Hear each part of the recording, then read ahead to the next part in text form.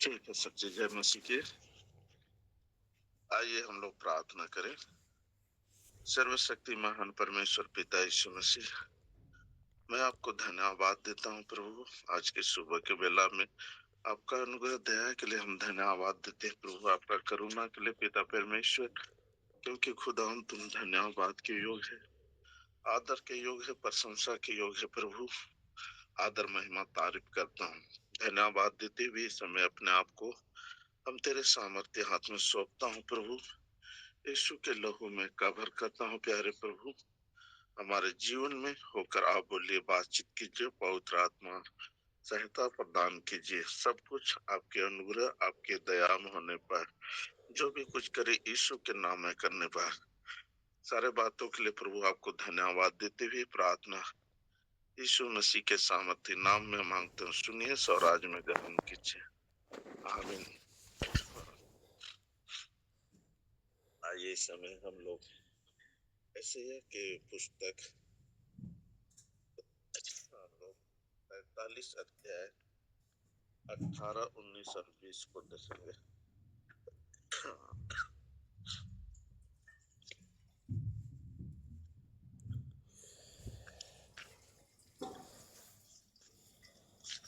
हाँ, यशायाह कितना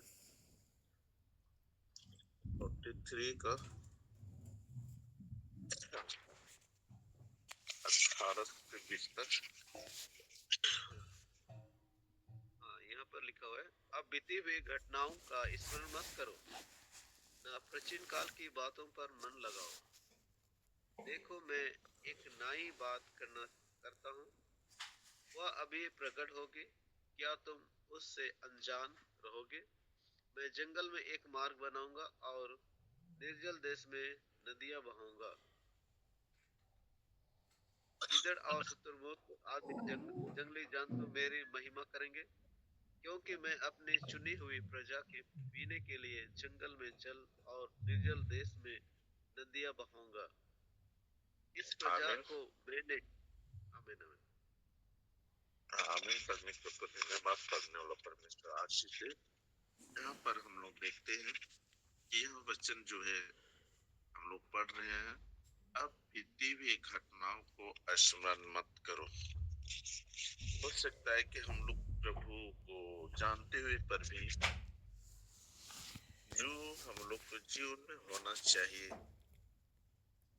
जैसे बढ़ना चाहिए, हो सकता है कि हमारे जीवन में जो अपेक्षा करके चल रहे थे, चाहे किसी को टारगेट लेके चल रहे थे कि इतना इतना बचाऊंगा, चाहे चाह रहे थे कि हमारा कलीसिया आत्मिक उन्नति हो, चाहे और बहुत कुछ ऐसी बातें हो सकता है,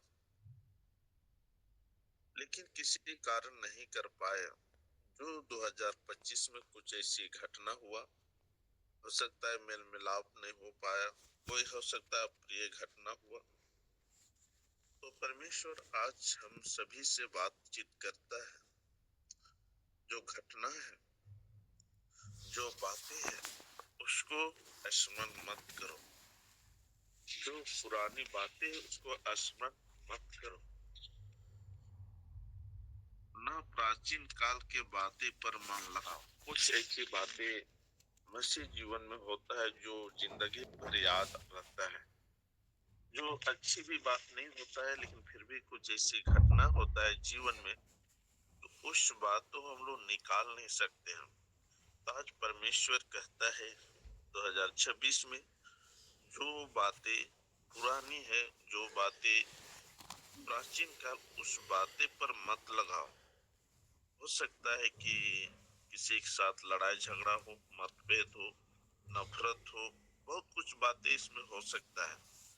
उस बातें को कहता है कि घटना जो हुआ है आपके साथ, मेरे साथ, उस बात को स्मरण मत करो। उस बात को जो है कान मत लगाओ। प्राचीन के बात मन ना लगाओ। क्योंकि अगर फिलिपी के भी हम लोग पत्री में पढ़ेंगे, तो वहां पर भी जो पौलुस इस बात को कहता है 3 अध्याय का जो 13 मेरी भावना यह नहीं कि मैं पकड़ चुका हूँ, परंतु केवल यह काम करता हूँ जो बातें पीछे रह गई है उनको भूल कर आगे की बातें की ओर बढ़ता हुआ निशाने की ओर दौड़ा चला जाता हूँ, ताकि वह इनाम पाऊं जिसके लिए परमेश्वर ने मुझे मसीह यीशु में ऊपर बुलाया। कुछ कुछ ऐसी घटना होती है कि उसको स्मरण याद करके हम लोग के जीवन में कुड़कुड़ाहट हो जाता है, जो पाप की ओर ले जाता है। इसीलिए उस बातें को भूलकर जिस मकसद के लिए यीशु मसीह हम सभी को बुलाया, उस मकसद की ओर जहाँ स्वर्ग में ऊपर बुलाया जाने की तैयारी करना। क्योंकि कभी कभी हमारे जीवन में कुछ ऐसी घटना होती है जो कि घटना कभी कभी पाप की ओर ले जाता है। कुड़कुड़ाना, किसी पर गुस्सा करना कि जीवन में ऐसा कि इस बातों को जब हम लोग सोचते हैं तो नीचे है कि पवित्र आत्मा नहीं दुष्ट आत्मा हमारे जीवन में कार्य करने लगता है। इसलिए प्रियो, जैसा भी हुआ पुराने साल में 25 में, चाहे मसीह यीशु को जानने के बाद भी अब उस घटना को याद ना करके हमें आगे बढ़ने की बातें कह रहा है। देखो, मैं नई एक बातें करता हूँ, यहाँ पर परमेश्वर कह रहा है नई बातें करता हूँ, एक नया चीज को बताता हूँ, वो अभी प्रकट होंगे, आज से प्रकट होंगे। क्या तुम अनजान रहे हो? मैं जंगल में एक मार्ग बनाऊंगा। हो सकता है हमारा जीवन संसारिक हो, भटका हुआ हो, समस्या से भरा हो, पापे से रास्ते में हम जीवन जी रहे हैं, लेकिन परमेश्वर कह रहा है जंगल में एक मार्ग बनाऊंगा और निर्जल देश में नदियां बना। हो सकता है हमारा जीवन पवित्रता ना हो, हमारा जीवन कठोरता में चल रहा हो, लेकिन परमेश्वर आज हम सभी से प्रतिज्ञा करता है कि निर्जल देश में एक नदियां जो है बनाऊंगा, बहाऊंगा। तो प्रियो, आज प्रभु यीशु मसीह हम सभी से एक वादा करता है, प्रतिज्ञा करता है, हमारा जीवन जैसा भी रहा है अब तक लेकिन आज से परमेश्वर हम सभी के साथ एक घोषणा करता है, प्रतिज्ञा करता है, हृदय कठोर यदि हो गया है, बंजर भूमि हो गया, वहां पर मैं नदियां बहाने जा रहा हूँ। परमेश्वर की महिमा हो, परमेश्वर को धन्यवाद हो, क्योंकि परमेश्वर पुरानी बातें को भूलने की बातें प्रकट करता है। तो आज परमेश्वर हमारे जीवन में, आपके जीवन में बहुत इसे निराशा से गुजर रहे होंगे, लेकिन परमेश्वर आज हमारे जीवन में, हमारे कलीसिया में, हमारे हृदय में निर्जल देश में नदियां बहाऊंगा। इसमें गिद्दड़ और शुतुरमुर्ग आदि जंगली जंतु मेरी महिमा करेंगे। यहाँ पर बता रहा है गिद्दड़ और शुतुरमुर्ग आदि जंगली जंतु मेरी महिमा करेंगे, क्योंकि मैं अपनी चुनी हुई प्रजा को पीने के लिए जंगल में जल और निर्जल देश में नदियां नदियां बहाऊंगा। प्रियो, चिंता करने की बात ये नहीं है, क्योंकि परमेश्वर आपके साथ है। परमेश्वर ने आपको चुना है और बुलाया है और नियुक्त किया है। कभी कभी मनुष्य होने के नाते हम लोग का जीवन अलगाव हो सकता है, लेकिन फिर भी परमेश्वर नहीं छोड़ता है। लेकिन परमेश्वर नए साल में आपके हमारे साथ है, और वह जो है इस वचन कहता है जल और निर्जल देश में नदियां बहाऊंगा। आपके जीवन में एक श्रोता को प्रकट करेगा, जो यीशु मसीह जो आपके जीवन में देंगे।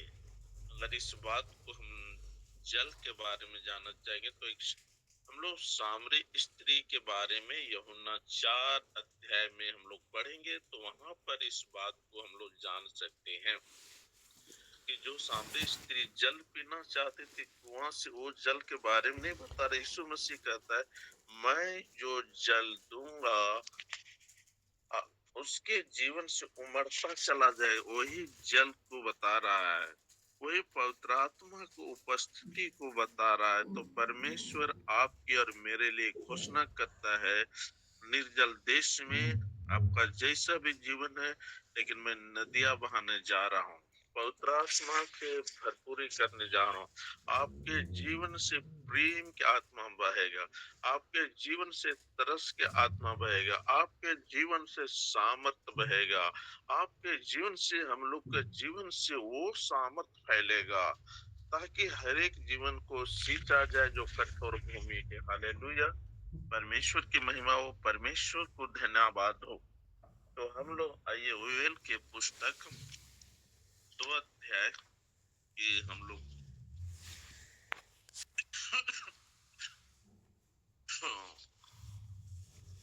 2 अध्याय का हम लोग यहाँ पर 25 पद को पढ़ेंगे।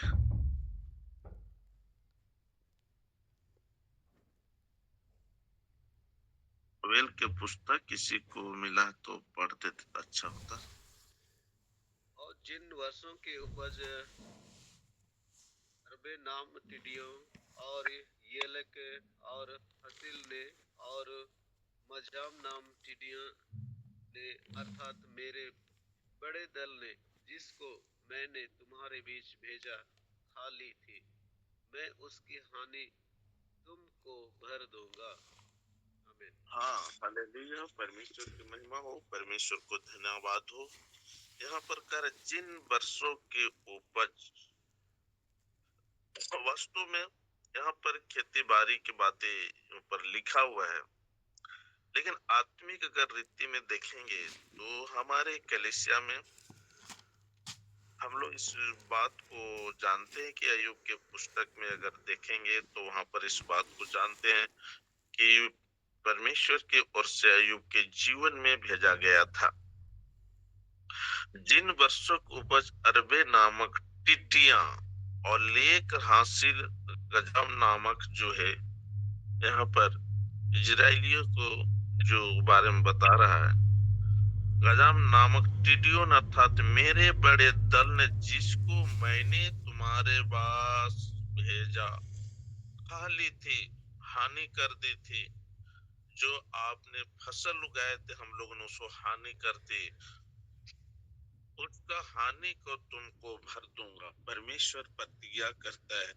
हो सकता है कि हमारे कलीसिया में उथल पुथल हो गया होगा, किसी कारण से मतभेद हो गया होगा, जो हमने बीज बोया फलवंत होना चाहिए लेकिन फलवंत नहीं हुआ, लेकिन परमेश्वर कहता है जो हानि हुआ है, जो कलीसिया लोग तितर बितर हो सो तुमको भर दूंगा, कलीसिया में भर दूंगा। खेत खलिहान में जो जितना हानि उसको फिर से मैं भर दूंगा, ये प्रतिज्ञा करता है। फिर ये हो सकता है मसीह जीवन में बहुत आत्मा जीते होंगे, दुष्ट ने आकर चाहे परमेश्वर की याचना कुछ ऐसी होती है जो तितर बितर हो गए होंगे, लेकिन परमेश्वर हमसे और आपसे एक बातें को वादा करता है, जिस बातें को हानि हुआ था, अब तक जो हानि आप बो रहे थे लेकिन फसल दिखाई नहीं दे रहा था, हानि ही दिखाई दे रहा था, उसको परमेश्वर कहता है मैं तुमको भर दूंगा। हालेलुया, परमेश्वर का धन्यवाद। आज परमेश्वर ही प्रतिज्ञा करता है, आज हमारे जीवन में भरने का वादा करता है, प्रतिज्ञा करता है जो हानि हुआ था उस हानि को मैं भरने वाला परमेश्वर हूँ, क्योंकि वो सर्वशक्तिमान परमेश्वर है। हमारा परिश्रम को देखा है, हमारे जीवन को देखा है, और वह भरने का क्या प्रतिज्ञा करता है। हालेलुया, परमेश्वर की महिमा हो, परमेश्वर को धन्यवाद हो। यशायाह 61 का 7 पद को हम लोग पढ़ेंगे।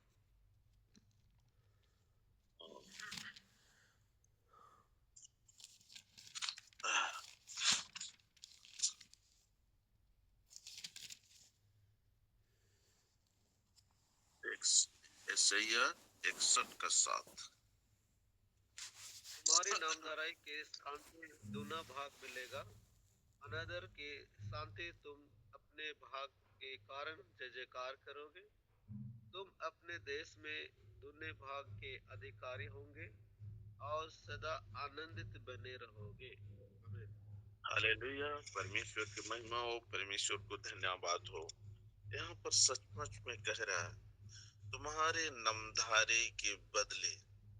हो सकता है कि हम लोग मसीह में जब से हुए नमधराई हुए, लोग अच्छा नहीं कहे, तिरस्कार किए, लोग ठट्ठा में उड़े हैं, मजाक में किए हैं, निरादर ही मिला है, आदर नहीं मिला।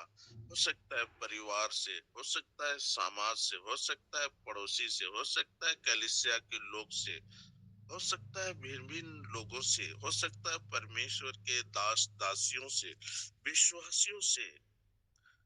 यह वचन कहता है नमधराई जो मिला है अब तक, बदले में दूना भाग मिलेगा। हालेलुया। परमेश्वर प्रतिज्ञा करता है, अब से हम सभी के जीवन में परमेश्वर बोलता है, जो नमधराई अब तक यीशु मसीह के कारण सहे हो, यीशु मसीह के चलते सहे हो, जो नमधराई हुआ है।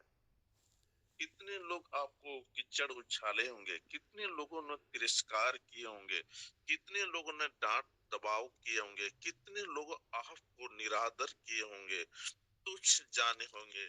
लेकिन परमेश्वर आज हम सभी से ये बातें को प्रकट करता है, बताना चाहता है कि दूना भाग मिलेगा। हालेलुया। दूना भाग देने की वादा करता है। सचमुच में परमेश्वर महान है। जिस परमेश्वर के पास हम आए हैं, जिस परमेश्वर को हम जानते हैं, वह सर्वशक्तिमान परमेश्वर है। वह ऊंचा उठाना चाहता है, कहता है मैं तुझे नीचा ने ऊंचा उठाऊंगा, तुझे पूछ ने तुझे शीर ठहराऊंगा। ये बातें प्रकट करता है प्रियो। आज हमारे जीवन में एक आनंद का विषय है कि सच में परमेश्वर महान है। जो परमेश्वर आज हमें कहता है, अनादर के बदले तुमको अपने भाग कारण जय जयकार करोगे। अब से अनादर नहीं होगा, आपसे जो नमधारिया हो गया उसका दुगुना भाग मिलेगा। तुम अपने देश में दूने भाग से अधिकारी होंगे। आप जिस जगह में रहते हैं, जहाँ सेवकाई करते हैं, आप उस जगह में, उस एरिया में दूने भाग के अधिकारी होंगे। आपको और हमको परमेश्वर अधिकारी बनाने जा रहा है, क्योंकि हम सभी ने मसीह यीशु में चलते हुए बहुत निरादर पाया। लोग प्रभु के बारे ना जानकर हम लोग ने बहुत ठट्ठा मजाक उड़ाया, और इस बात को प्रभु ने देखा है। हम इस बात को जानते हैं कि मिस्र में बहुत सताव हो रहा था, तो परमेश्वर ने सुनकर, उन लोगों को दुहाई सुनकर मूसा को भेजा और इजरायली लोग के साथ प्रतिज्ञा किया कि कनान देश ले जाने के लिए, आशीष के देश, मधु को देश ले जाने के लिए, वहां बहुत नमधराई हुआ, बहुत वहां सताव जो पड़ा, लेकिन परमेश्वर दुहाई को सुना। आज हमारे जीवन में इस प्रकार से हुआ है, तो परमेश्वर हमारे दुहाई को, हमारे प्रार्थना को सुना है, और आज हमारे जीवन से बातचीत करता है कि सचमुच में आज के बाद जो जय जयकार करोगे, तू अपने देश में जहां पर रहते हो, जिस जगह में रहते हो, जिस मोहल्ले में रहते हो, जिस कलीसिया के पासवान हो, जहां विश्वासी हो, उसके अधिकारी होंगे और सदा आनंदित बने रहोगे। परमेश्वर का वचन कहता, सदा आनंदित में बने रहोगे। हालेलुया। ये परमेश्वर की महिमा हो, परमेश्वर की धन्यवाद हो कि परमेश्वर आज जो है, परमेश्वर आज वचन में हमें आशीषित किया है। इसमें चिंता करने की बातें नहीं, इसलिए कहते हैं सारी चिंता यहोवा पर डाल दो। परमेश्वर कहता है हमारे तुम्हारे ऊपर ध्यान है। इस समय हम यशायाह 60 अध्याय के 5 पद को पढ़ेंगे।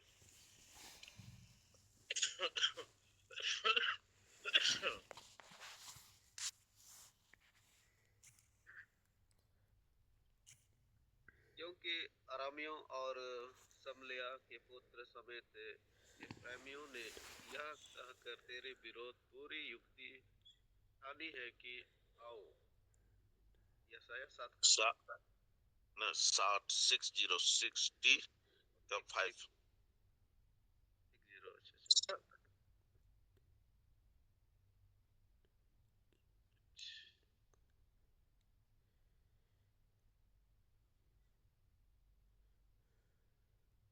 ठीक है, हम लोग पढ़ेंगे।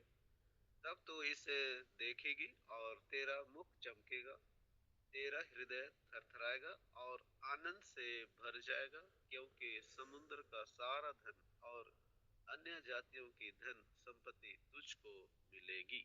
आमीन। हालेलुया। सचमुच में हमारे जीवन में जब अधिकार परमेश्वर करेगा, सिर्फ अधिकारी होने के लिए नहीं परमेश्वर बनाएगा।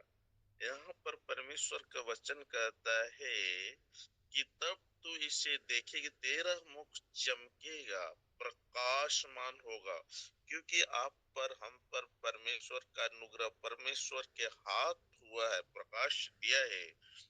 और कहता है मुख चमके, तेरा हृदय थरथराएगा और आनंद से भर जाए, क्योंकि समुद्र का सारा धन, धन के बारे में भी परमेश्वर नया नियम में कहता है कि धर्म और राज की खोज करो, सारी वस्तुएं तुम्हें मिल जाएगी।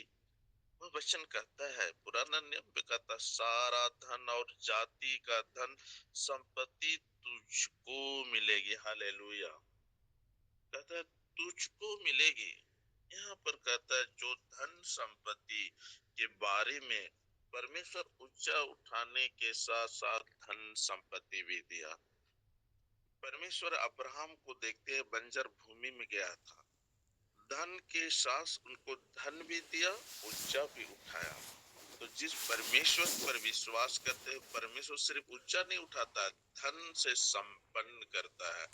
हम लोग इस बारे में सुलेमान के बारे में भी जान सकते, उसको भी ऊंचा उठाया, धन संपत्ति दिया। आज सचमुच में परमेश्वर धन संपत्ति के बारे में बता रहा है। कितना अच्छी बात कि उस समुद्र के सारा धन, हम लोग समुद्र के अंदर में हम लोग देखते हैं एक मनी होता है, हम लोग देखते हैं नीति वचन में वहां लिखा हुआ है। तो यहाँ पर जो समुद्र में जो धन है, समुद्र बहुत ऐसे धन है जो परमेश्वर देने के बातें प्रतिज्ञा आज हम सभी से कहता है। सच में सारा धन खजाना देने के बातें कह रहा है। और अब दूसरी बातें कह रहा है यहाँ पर कि सारा धन और जाति जाति के धन संपत्ति तुझको मिलेगी। कितना बड़ी आशीष के बातें हैं, कितनी बड़ी आज सफलता के बातें हैं जो परमेश्वर जो प्रेम करने वाले के साथ प्रतिज्ञा करता है। परमेश्वर सच में प्रियो, आज हमारे जीवन में परमेश्वर का अनुग्रह दया किया है। इस वचन आज हमें एक विश्वास दिलाता है। आज चिंता करने के बातें नहीं है, सारी चिंता यहोवा परमेश्वर पर सौंप देना। सब कुछ परमेश्वर मार्ग निकालने वाला है, परमेश्वर सब कुछ आशीष से भरने वाला है। सब जातियों जो है तुझको मिलेगा, इस बात को कहता है। सच में प्रियो कि परमेश्वर को धन्यवाद हो, परमेश्वर की महिमा हो, परमेश्वर का आदर बढ़ाए हो, क्योंकि परमेश्वर आज हम सभी के जीवन से ये आशीष के बातें प्रकट करता है। और एक वचन हम लोग पढ़कर जो है अंत करेंगे, भजन संहिता 73 अध्याय के 26।